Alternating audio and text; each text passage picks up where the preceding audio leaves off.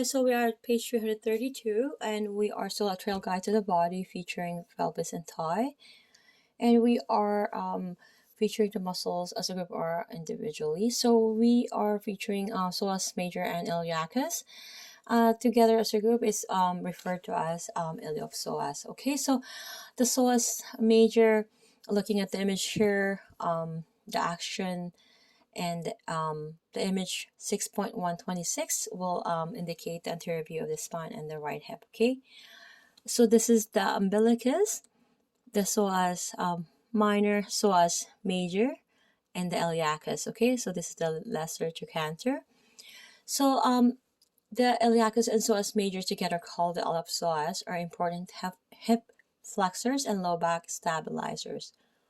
Okay, so best known to your local butcher as tenderloin or filet mignon, the long slender psoas major is located deep to the abdominal contents.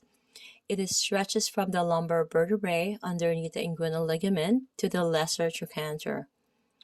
So the Stucker iliacus is located deep to the abdomen in the iliac fossa. Because of their respective locations, these muscles are only partially accessible and may be challenging to palpate. Okay, so we have here the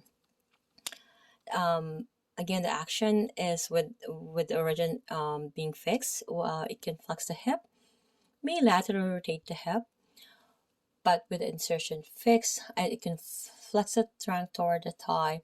It could also tilt the pelvis anteriorly. Again, guys, I have said this is like a dual, because if your femur is fixed, you can do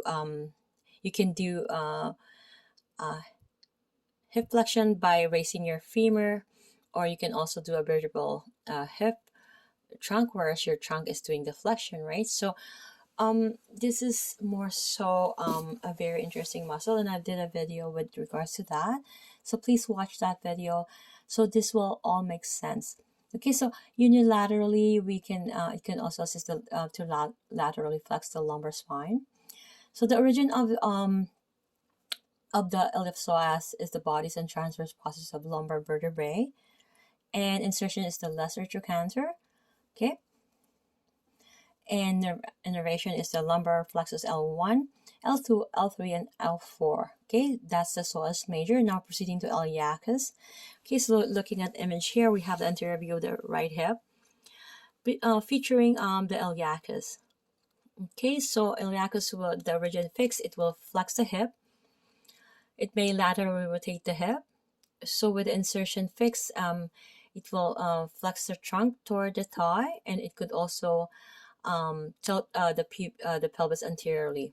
Okay, the origin is the iliac fossa, and insertion is the lesser trochanter.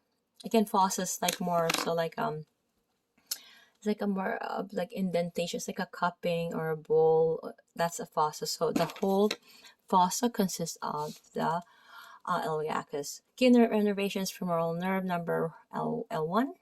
Sorry about the wording, I said numbering. Again, the innervation is femoral nerve L1, L2, L3, and L4. Okay, see you guys on page 333.